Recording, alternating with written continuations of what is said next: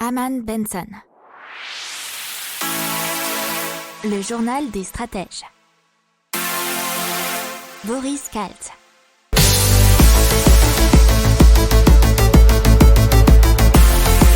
Bonjour à tous, vous écoutez l'intégrale du journal des stratèges de la semaine du 15 au 19 février. Je vous souhaite une excellente écoute. Bonjour à tous, vous écoutez le journal des stratèges, l'intégrale écho de la semaine du 15 au 19 février. Je vous souhaite une excellente écoute. Un petit mot sur Bruno Le Maire et ses paroles sur la dette, qui nous dit qu'effectivement une dette ça se rembourse, et il nous dit surtout que si vous voulez que les gens continuent à vous prêter de l'argent, il faut leur donner une garantie, et la seule, c'est que vous les rembourserez, ce qui paraît assez logique. Donc la Chine qui devient un super partenaire commercial avec l'Union Européenne. Alors, c'est juste qu'elle a dépassé le commerce entre les États-Unis et l'Union Européenne, et selon des chiffres de l'Eurostat, puisque le commerce entre la Chine et l'Union Européenne est passé de 586 milliards d'euros d'échanges, alors que pour les États-Unis, c'est seulement 555 milliards d'euros. Alors pourquoi cette augmentation? La forte demande en produits médicaux, bien entendu, et la forte demande également en produits électroniques, et vous savez, si vous suivez cette revue de presse et que vous suivez aussi notre newsletter, à laquelle vous pouvez vous inscrire, bien entendu, dans la description de cette émission, mais également sur le site Aman Benson Stratégie rubrique média, que y a un problème de semi-conducteurs dans le monde en ce moment. Alors il faut savoir qu'en fin d'année, les Chinois ont même davantage consommé que fin 2019, ce qui a tiré les ventes européennes vers le haut, et particulièrement dans l'automobile et les produits de luxe. Ces importations chinoises ont moins augmenté que les exportations, puisque le déficit commercial de l'UE vis-à-vis de la Chine s'est tout de même aggravé jusqu'à 180 milliards d'euros. 180 milliards d'euros. 180 000, ça faisait un peu beaucoup. Allez, on continue et on passe aux bourses européennes.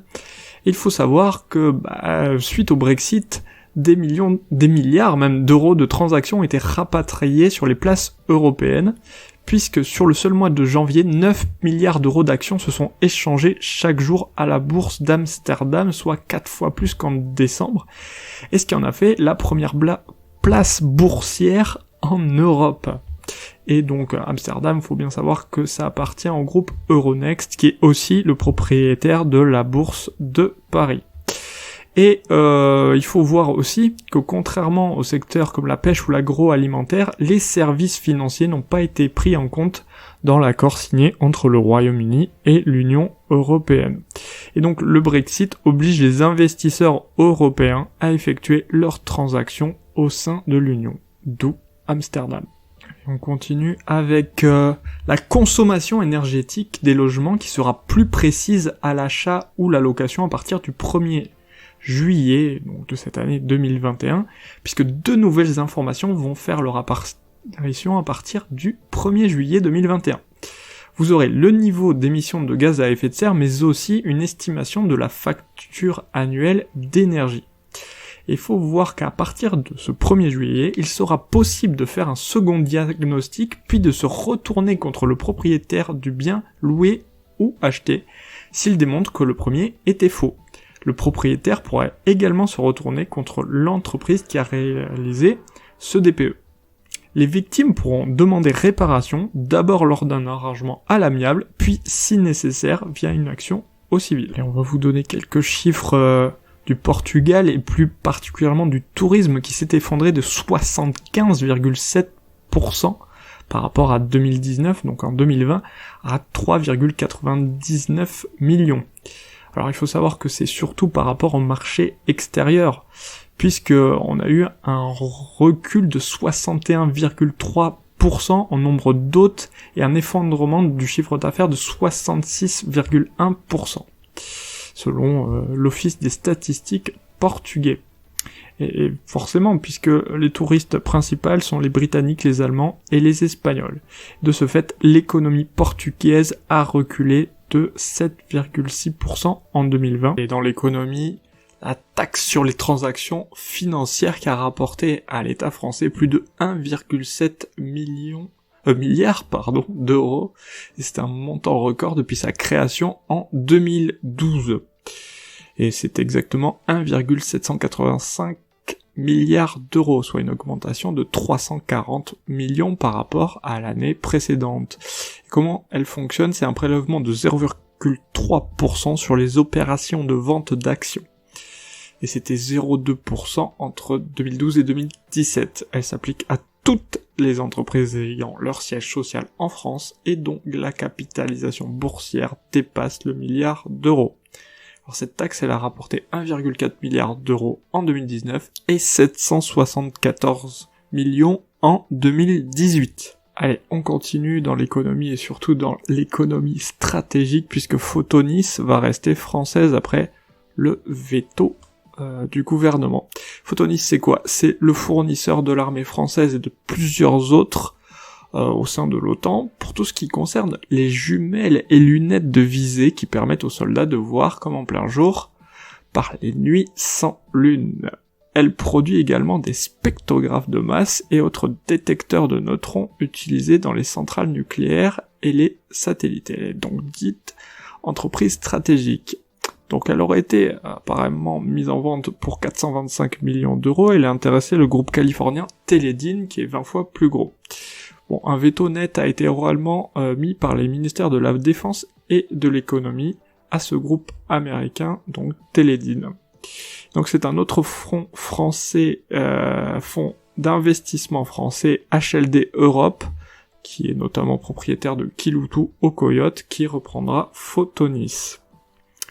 Et Teledyne, par contre, ils ont acquis un homologue américain qui pèse 1,8 milliard de dollars de chiffre d'affaires. Il s'est passé en 2020 et ce qu'a constaté Médiamétrie, et notamment l'engouement inédit, vous connaissez déjà, observé autour des sites de bricolage, puisque leur fréquentation a augmenté de 14% en un an, et 18 millions de Français viennent chaque mois y chercher des idées.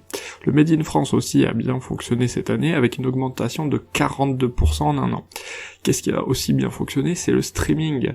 Le streaming de contenu vidéo, Netflix, Amazon Prime, MyCanal, Disney+, OCS, etc. Il y a eu une croissance de 37% l'an dernier, et Netflix en France voit désormais 19 millions de Français regarder leur contenu chaque mois. On passe à Carrefour qui enregistre une super performance pour 2020 puisque c'est sa meilleure performance depuis au moins 20 ans. Un chiffre d'affaires de 78,6 milliards d'euros en hausse de 7,8%. Alors, à périmètre comparable, en France, il a été de 3,6%, soit 1% pour les hypermarchés, 6,8% pour les supermarchés, et la proximité, vous savez, Carrefour City, Contact, etc., plus 8,3%. Alors, Carrefour s'est fixé de nouveaux objectifs pour les prochaines années, 2,4 millions d'euros d'économie de coûts supplémentaires en année pleine à l'horizon 2023, et avoir une génération de trésorerie disponible supérieure à 1 milliard dès cette année. Des moins bonnes nouvelles pour Air France KLM, qui a donc perdu 7,1 milliards d'euros l'année dernière. Le chiffre d'affaires s'est effondré de 59% par rapport à 2019 pour tomber à 11,1 milliards d'euros. Ils ont perdu 67,3% de leurs passagers de 2019 et le quatrième trimestre de 2020 était le pire avec moins 75,9%. Il faut savoir que même pour cette année, la capacité de transport de passagers n'atteindra que 40% de celle de la même période de 2019. Par contre, il y a eu un secteur qui a été dans le vert et vraiment beaucoup plus positif, c'est le chiffre d'affaires du transport du fret puisqu'il a augmenté, et c'est la conséquence d'une hausse des tarifs provoquée par une réduction mondiale de l'offre. Le plus gros problème, c'est la dette qui a quasiment doublé pour Air France KLM et elle va atteindre 11 milliards. Et donc on revient sur l'affaire GameStop et apparemment le système financier a frôlé l'effondrement. Apparemment, nous nous sommes dangereusement approchés de l'effondrement de l'ensemble du système et le public semble l'ignorer complètement, y compris le Congrès et les régulateurs. C'est ce qu'a dit Thomas Peterffy, fondateur et président de l'Interactive Brokers Group Inc. Selon lui, les protocoles existants autour de la vente à découvert peuvent conduire à une calamité sur le marché boursier parce que, dans un certain nombre de cas, les actions de la société visée par les vendeurs à découvert dépassent le total des actions en circulation. Donc, lorsque le prix augmente, les vendeurs à découvert se mettent en défaut sur les courtiers. Ces derniers doivent en conséquence se couvrir, cela augmente encore le prix, donc les courtiers se mettent en défaut sur la chambre de compensation, et vous vous retrouvez avec un désordre complet qui est pratiquement impossible à régler. C'est donc ce qui a failli se produire selon... Bonjour à tous, vous écoutez le journal des stratèges, l'intégrale tech de la semaine du 15 au 19 février. Je vous souhaite une excellente écoute. Donc Atoll et Abeille qui s'associent pour faciliter la lecture aux dyslexiques. Il faut savoir que ça touche 6 à 8% de la population française. Et donc dans un premier temps, ils vont lancer donc ce service à destination des enfants et lancer un modèle adulte dans les prochains mois. Alors comment ça fonctionne ? Les verres sont pilotés par un dispositif électronique logé dans les branches, activable par une simple pression sur un bouton de mise en marche. La lunette se connecte alors à une application smartphone en Bluetooth qui guide l'utilisateur dans le paramétrage de l'Excellence. Alors, la conséquence, c'est que les lettres se détachent mieux, les lignes se séparent et la lecture devient plus facile avec moins d'efforts. Il y a également possibilité d'intégrer un clip pour une mise à la vue en cas de correction visuelle. Allez, on passe à une intelligence artificielle qui peut se jouer de nous. Alors, il faut savoir que des chercheurs australiens ont mené plusieurs expériences avec une intelligence artificielle. Et qu'est-ce que ça a donné ? L'intelligence artificielle a alors organisé la séquence des symboles pour que les participants fassent le plus d'erreurs possible. Et les a donc guidés vers des choix spécifiques. Ce qui est intéressant comme résultat, c'est que les machines peuvent donc apprendre à orienter nos choix grâce à leur interaction avec nous. Alors, dans la même veine des intelligences artificielles, en Corée du Sud, ils ont reconstitué la voix d'un chanteur mort depuis 25 ans. Alors c'est, pardonnez la prononciation, Kim Kwang-seok, qui est une rock star coréenne. Et ça a été fait dans une émission qui s'appelait IA versus Humain, la compétition du siècle. Alors pour arriver à ce résultat bluffant, l'algorithme a été entraîné avec plus de 700 chansons coréennes, dont 20 titres du chant. Donc dans les technologies, nous avons aujourd'hui Kejako. Et Kejako, qu'est-ce que c'est ? C'est un laser femtoseconde avec un faisceau infrarouge pour désagglomérer la matière et redonner son élasticité au cristallin sans incision de la cornée. C'est effectivement pour la rajeunir, qui détaille David Enfrein, qui est un des fondateurs de Kejako. C'est pour traiter l'origine du problème plutôt que la conséquence. Mais ils ont aussi paramétré un modèle numérique de cet œil pour en fabriquer un jumeau numérique de chaque œil.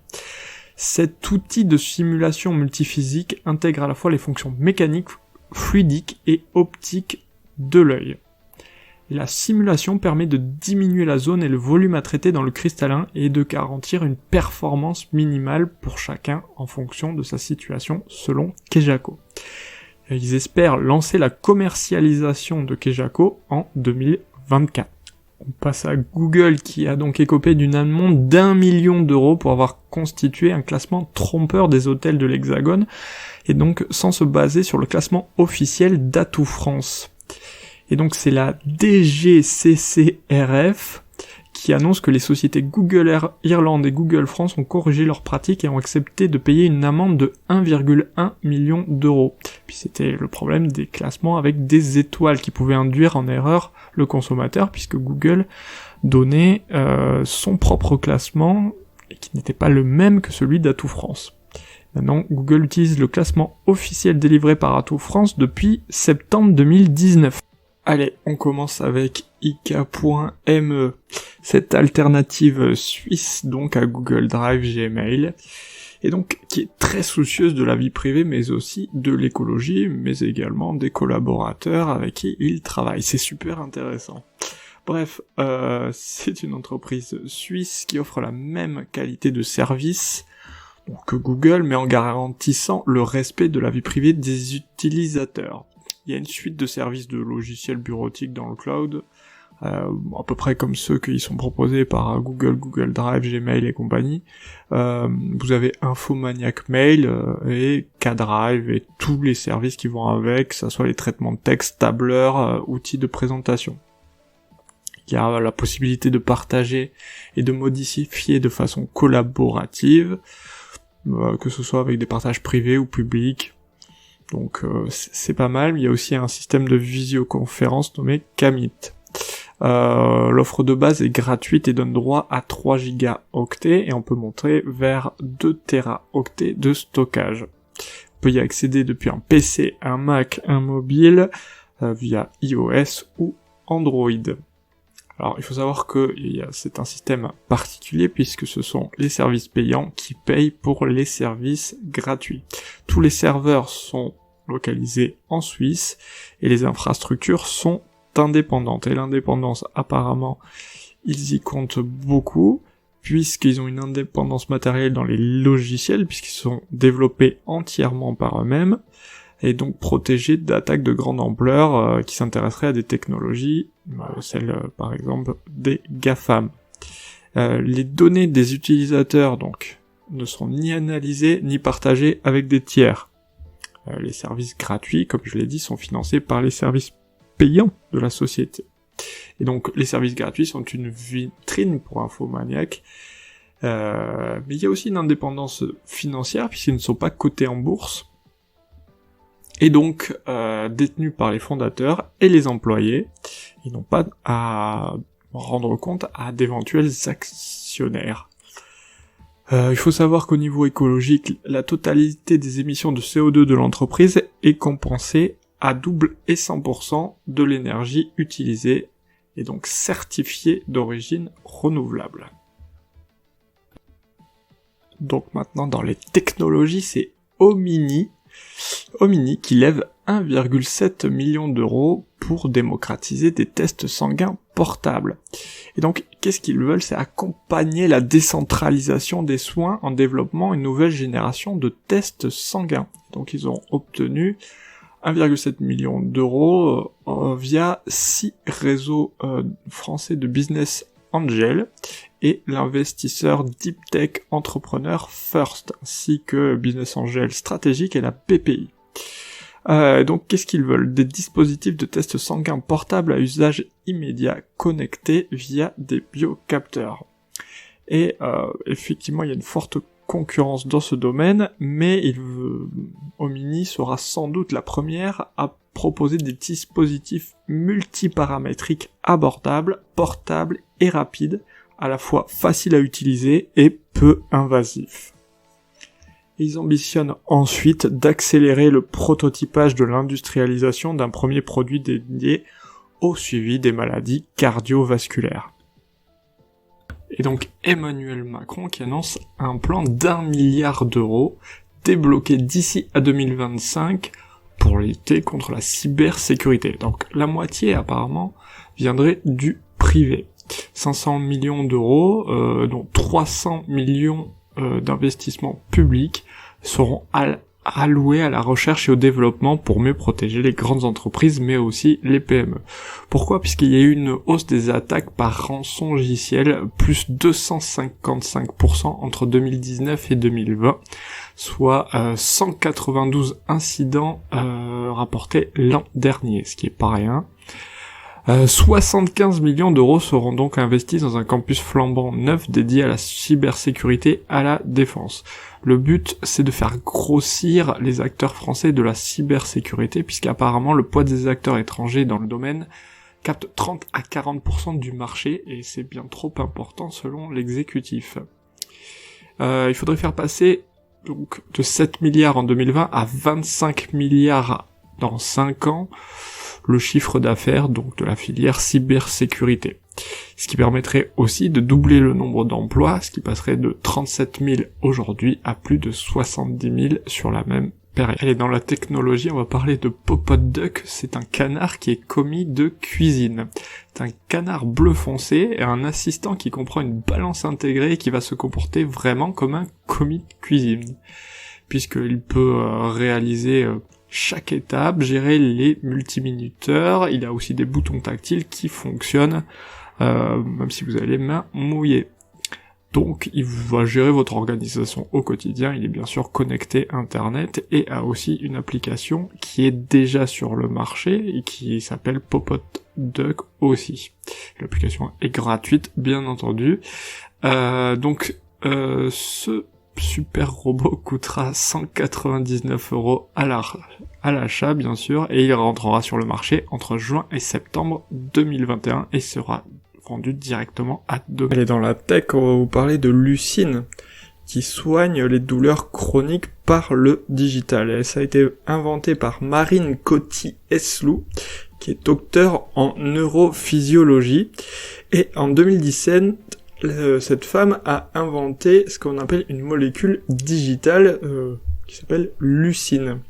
Après identification de la douleur grâce à une technique de reconnaissance faciale, vocale et posturale, l'application mobile trouve en quelques minutes une procédure efficace à base de sons et d'images qui agissent sur les hormones du cerveau. Donc il y a eu une levée financière de 5,5 millions d'euros en 2020. C'était des plus grosses levées de fonds du secteur des medtech sur ces dernières années. Et c'est des super solutions pour toutes les douleurs que le corps peut avoir. Allez, on passe à Qui Vive, c'est donc une appli qui enregistre pour lutter contre le harcèlement et les agressions. Ça permet donc de constituer une preuve sonore incontestable en cas d'agression verbale. Effectivement, le micro du téléphone enregistre en permanence une fois l'application activée, et ce sont des boucles de 20 minutes maximum qui permettent d'écouter l'environnement extérieur, ce sont les paroles, les bruits. La séquence s'efface et se renouvelle automatiquement. Ce qui est pratique en cas d'agression, c'est qu'on peut demander à l'application de sauvegarder l'enregistrement pour obtenir un fichier audio des dernières 20 minutes, et donc ensuite la donner aux forces de l'ordre, ou toute personne qui y sera intéressée. Alors, il faut savoir que cette application a été développée en collaboration avec des avocats. Elle peut être configurée pour se désactiver à certaines heures ou dans certains lieux de confiance, bien évidemment. Sa version gratuite à télécharger est limitée à 10 minutes d'enregistrement. Bonjour à tous, vous écoutez le journal des stratèges, l'intégrale Impact du 15 au 19 février. Je vous souhaite une excellente écoute. Donc on passe à Re-Energize qui veut transformer les collines en batterie, et c'est en réadaptant un vieux concept de barrage hydroélectrique à une situation et des besoins modernes. Alors ils vont utiliser pour cela un fluide spécial qui est nommé High Density Fluid R19. Apparemment il n'y a pas besoin d'un dénivelé très important, et c'est là qu'ils disent une petite colline ou une mine abandonnée peut produire autant d'électricité qu'une imposante montagne. Le coût financier et temporel de l'installation est modique, il est vraiment moindre. En lieu et place d'un grand barrage et de ses retenues, le creusage de 2 réservoirs de la taille de piscine olympique est suffisant, et le tout peut se faire en quelques mois. Apparemment, selon les dires de Re-Energize, l'installation de 700 de ces unités pourrait être sous-traitée à des entreprises spécialisées dans ce genre de très grosses œuvres, et ça offrirait au Royaume-Uni, et à ses grandes ambitions pour le renouvelable, 7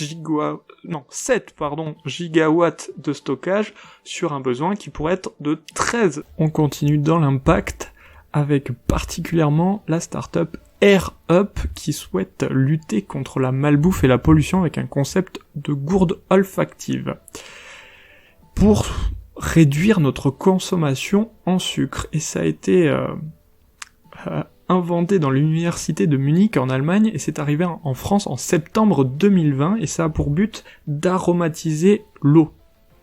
Leur gourde intègre des dosettes olfactives qui parfument l'eau sans y ajouter d'ingrédients. La bouteille est réutilisable et exploite un phénomène dit de rétro-olfaction. Alors qu'est-ce que c'est ? C'est grâce à la connexion biologique entre le nez, la bouche et le cerveau.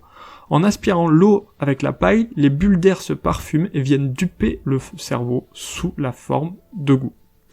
Alors, il y a des investisseurs vraiment séduits, c'est Five Seasons Ventures, ainsi que PepsiCo, que vous connaissez bien. Les produits sont disponibles en ligne, avec divers goûts proposés, cerises, café, etc., etc. Donc, dans l'impact, on va parler de la première chaudière 100% hydrogène de France, et elle vient d'être installée. Installée par qui ? Par le fabricant de chaudières BDR Thermea, qui a été créé en 2019, c'est le regroupement des marques Dietrich, Remea, Bachi et Chappé. C'est une chaudière fonctionnant à 100% à l'hydrogène, et elle a été installée sur le site communal du parc du Moyard. Et il faut savoir qu'à cet endroit-là, on y teste depuis 10 ans une autonomie énergétique utilisant l'hydrogène comme moyen de stockage des intermittentes énergies renouvelables. Et donc sur ce parc, il y a une pépinière d'entreprise, un centre équestre, un restaurant, des équipements techniques communaux et plusieurs installations sportives. Et le site est plus ou moins autonome, puisqu'il y a une centrale photovoltaïque, 2 arbres à vent, des éoliennes de petite taille qui utilisent la force du vent grâce à des feuilles situées au bout de branches métalliques et qui pourvoient aux besoins des locataires grâce à un électrolyseur stockant l'énergie en excès. Donc on peut dire qu'ils sont en autoconsommation. C'est en ça que c'est super intéressant et donc que ce système, on espère, va pouvoir se démocratiser et surtout qu'il cherche apparemment à se développer et à recréer cet écosystème ailleurs. Allez, on parle maintenant des plateformes de livraison de nourriture comme Uber Eats, Deliveroo et 17 autres qui sont engagées dans la réduction des déchets plastiques. Puisque l'objectif est d'atteindre 50% de commandes livrées sans plastique à usage unique au 1er janvier 2022 et 70% au 1er janvier 2023. Puisqu'à l'avenir, les barquettes en plastique jetables seront en verre, inox ou en plastique réutilisable, et il compte peut-être aussi utiliser des systèmes de consigne.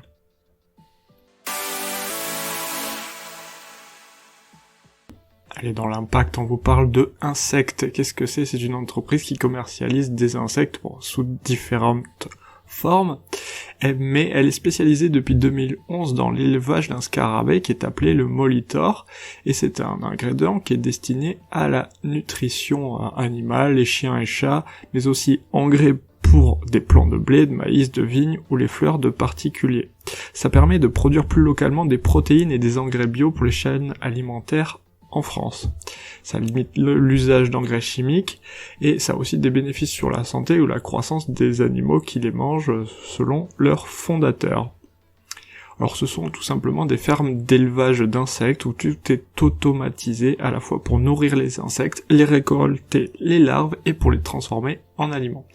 Ils ont 260 brevets à travers le monde et plus de 100 millions de contrats. En janvier, et ça c'est super intéressant, l'Agence européenne sanitaire de l'alimentation a donné son feu vert pour la consommation humaine des verres de farine.